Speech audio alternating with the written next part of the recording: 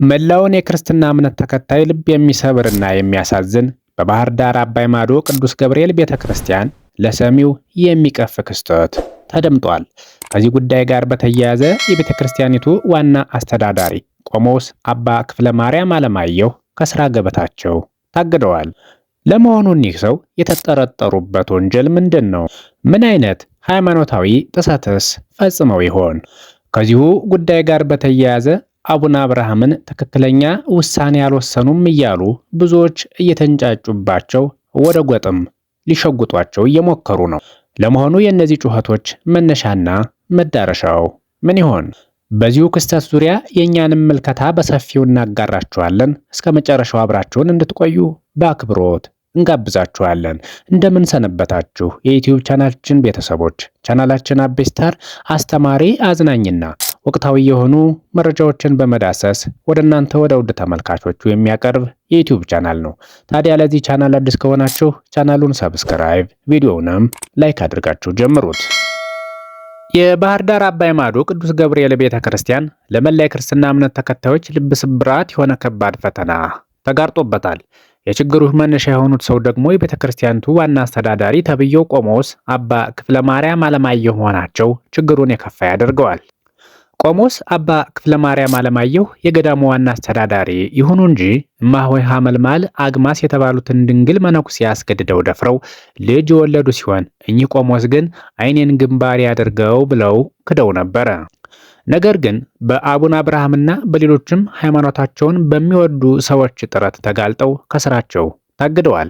የግድ ደብዳቤውም እንደሚከተለው ይነበባል። ለመላከ ብርሃን ቆሞስ አባ ክፍለ ማርያም አለማየሁ ባህር ዳር ጉዳዩ የሥራ መደብ ማሳወቅን ይመለከታል።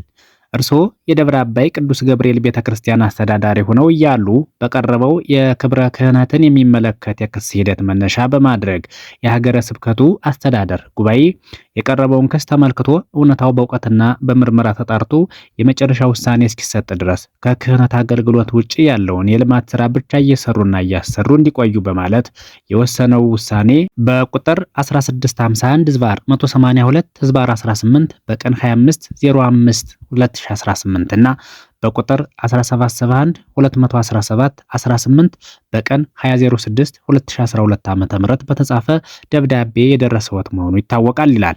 ይህ ደግሞ ምዕመናን ከቤተ ክርስቲያን እንዳይርቁ፣ እርስ በርስ እንዳይለያዩ የሚያደርግና ክብሯን ለመጠበቅ ሲባል የተሰጠ በጎ ዕድል እንደነበር ግልጽ ነው ይላል ደብዳቤው።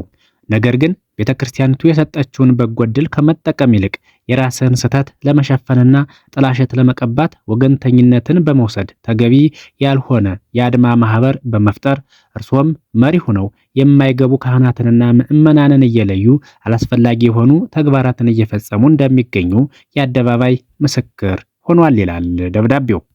በዚህ ጉዳይ የሚነሱ ችግሮች ሁሉ የችግሩ ኃላፊ እርስዎ ብቻ እንጂ ቤተክርስቲያን እንዳልሆነች ማረጋገጥ እንወዳለንም ይላል።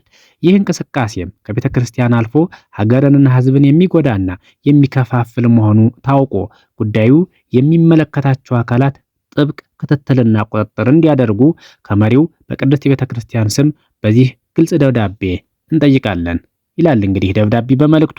ይሁን እንጂ ቤተክርስቲያን የሰላም፣ የፍቅር፣ የይቅርታና የርህራሄ ቤት እንደመሆኗ መጠን ያለባችሁን የክብረ ክህነት ክስ በቅርብ ሆናችሁ እንድትከታተሉ እድሉን ደግመን ሰጥተናችኋልም ይላል የደብዳቤው መልእክት። እንግዲህ በአጭሩ ይሄ ሆኖ ሳለ ታዲያ የሰውየውን የርኩሰት ተግባር ለመሸፈን አንዳንድ ባለጌዎች ውሃ የማያነሳ ሐሳብ ሲያነሱ ተመልክተናል። አቡነ አብርሃም የጎጃም ተወላጅ በመሆናቸው የታገዱት ደግሞ የደቡብ ጎንደር ልጅ ስለሆኑ ብቻ አቡነ አብርሃምን በጎጥ ካባ ጀቡኖ ለመከፋፈልና ለማሸማቀቅ የቆሞሱን የኃጢአት ሥራ ለማድበስበስ የሚደረጉ ሙከራዎች በዝተዋል። በእርግጥ አቡነ አብርሃም ለእነዚህ ሰዎች ጆሮ ይሰጣሉ ማለት ሳይሆን የደረስንበት የሞራል ዝቅጠት ግን እጅጉን ልብ ይሰብራል። ቤተ ክርስቲያን በጎጥ በዘርና በማንነት በፍጹም አትከፈልም። ይህንን የከሰረ የፖለቲካ ቁማራችሁን ቤተ ክርስቲያን ላይ ለመተግበር በከንቱ አትጋጋጡ። እንደ ፖለቲካው በሰፈርና በማንነት እንድናስብ ክርስቶስ በፍጹም አላስተማረንም። ለቤተ ክርስቲያናችን ግን ይህንን አደራ መስጠት እንፈልጋለን። የኢትዮጵያ ኦርቶዶክስ ተዋሕዶ ቤተክርስቲያን በምንኩስና ሕይወት የሚኖሩ አባቶችን በገዳም ተወስነው እንዲኖሩ ማድረግ አለመቻሏ ብዙ ችግሮች እንዲጋረጡባት እያደረጋት ነው። አንድ ሰው ዓለም በቃኝ፣ ካሁን በኋላ በዓለም ሞቻለሁ፣ በፈጣሪ ግን ሕያው ነኝ ብሎ ያለምን ተድላ ደስታ አልፈልግም፣ ተድሮ ልጅ ወልዶ ድሮ ኩሎ መኖር ይቅርብኝ፣ ለኔስ ከፈጣሪ ጋር ብቻ መኖር ሻለሁ ብሎ ከመነኮሰ መሃል ከተማ መኖር ለምን አስፈለገው? መቀመጥ ያለበት ገዳም ውስጥ ነው። ምክንያቱም የምንኩስና ሕይወትን አባቶች እነ አባ እንጦንስና አባ መቃርስ የመሰረቱት ከሰው ተለይተው በጫካ ውስጥ ገዳም ገድመው በዓት አጽንተው ነው እንጂ ከተማ ውስጥ በቪኤት መኪና እየተንፈላሰሱ ስማርትፎን ይዘው የኔ ማር የኔ ውድ እያሉ አይደለም። ወይም መሃል ከተማ 5 ስታር ሆቴል ውስጥ ተቀምጠው ጮማ እየቆረጡ ውስኪ እየጨለጡ አልነበረም። ስለዚህ ችግሩ ያለው ግለሰቡ ላይ አይደለም፣ ቤተክርስቲያኒቱ ላይም ነው። ምክንያቱም እነዚህ ግለሰቦች በዋናነት የሚጎዷት እሷኑ ነው። ለምን ቢባል አንደኛ ዝሙት እየሰሩ እያረከሷት ነው። ሁለተኛ ምዕመኑ በእነሱ እየተሰናከለ ከሃይማኖቱ እየፈለሰና እየራቀ ነው። ሶስተኛ በእነሱ ምክንያት ብዙ ትዳር እየፈረሰም ይገኛል። አራተኛ በእነሱ ምክንያት ሕፃናት ወላጅ አልባ እየሆኑም ነው። አምስተኛ በእነሱ ምክንያት አማኙ የንስሐ አባት ለመያዝ እየፈራና እየተቸገረ ነው። ስድስተኛ የእምነቱ ተከታይ በፈጣሪ ተስፋ እንዳይኖረው እያደረገ ነው። ሰባተኛ ከምንም በላይ ፈጣሪን እያሳዘኑት ይገኛሉ። ስለዚህ ቤተ ክርስቲያን በምንኩስና ሕይወት እኖራለሁ የሚልን ሰው በገዳም ተወስኖ በዓት አጽንቶ እንዲኖር ማድረግ አለባት። ፍቱን መድኃኒቱ ይኸው ብቻ ነው የሚሆነው። አለበለዚያ ገና በወጣትነት ዕድሜው አመንኩሶ መሃል ከተማ ቁርጥና ጮማ እየመገቡ ሴት አያምረውም ልጅ አይወልድም ብሎ ማሰብ ሰብአዊነት አይደለም። የሰው ልጅ ከተመቸው ንጹሕ ነገር ከበላ አስካሪ መጠጥ ከጠጣ አይደለም ዝሙት ሰውን ልግደል ማለቱ አይቀርም። ስለዚህ ቤተ ክርስቲያን ሆይ ለራስሽ ክብርና ለምእመኖችሽ ደህንነት ስትይ እነዚህን የጠገቡ ኮርማ መነኩሴዎች ነን ባዮችሽን ወደ ገዳም ሰብስቢልን፣ እኛም ሰላማችንን አግኝተን እንኖርበት። ይህ የዛሬው መልእክታችን ነው።